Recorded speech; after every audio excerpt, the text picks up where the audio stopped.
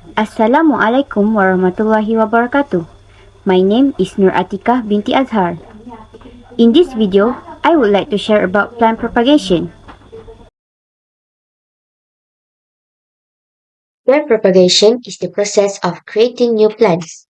There are two types of propagation, sexual and asexual. Sexual reproduction is the union of the pollen and egg, drawing from the genes of two parents to create a new, third individual. Sexual propagation involves the floral parts of a plant. Asexual propagation involves taking a part of one parent plant and causing it to regenerate itself into a new plant. The resulting new plant is genetically identical its parent. Asexual propagation involves the vegetative parts of a plant, which is stems, roots, or leaf. Now, I would like to share more about artificial vegetative propagation. Horticulturalists and gardeners also use vegetative propagation methods that plants don't use naturally. These methods involve taking a piece of one parent plant and causing it to regenerate itself into a new plant. Common methods include cutting, grafting, budding, layering, and tissue culture. Cutting. A cutting is a piece that has been cut off a mother plant and then caused to grow into a whole plant. Often this involves a piece of stem that is treated with hormones to encourage new roots to form before planting.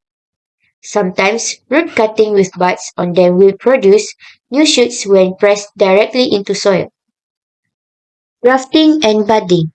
This method involves joining a stem piece, as in grafting, or a single bud, as in budding, onto the stem of a plant that has roots.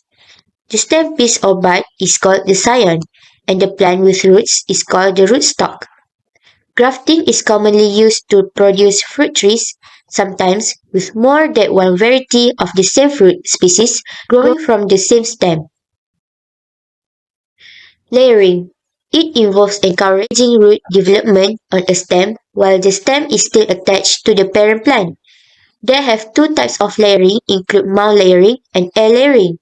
Mound layering is which various woody stem plants are cut back to the ground in early spring and the new shoots that they develop are covered with soil to a depth of 6 to 8 inches to induce root growth which form individual plants that can be removed in the fall. While air layering is new trees and shrubs from stems still attached to the parent plant. The stem is wrapped with damp moss to encourage roots to form.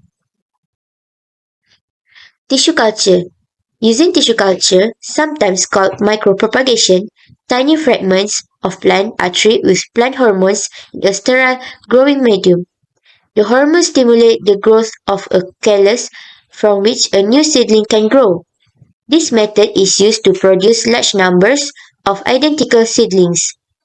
In the interactive Making a Transgenic Plant, the third step shows how transgenic plantlets are developed in the lab using tissue culture and then grafted onto rootstock. The conclusion is, propagating plants is a fun way to create new plants. You have to think about plants in a different way if you plan on saving seeds. Vegetative propagation is indeed an important and effective way of farming different kinds of crops so that they can be produced in high quality and quantity, improving the economy of a country.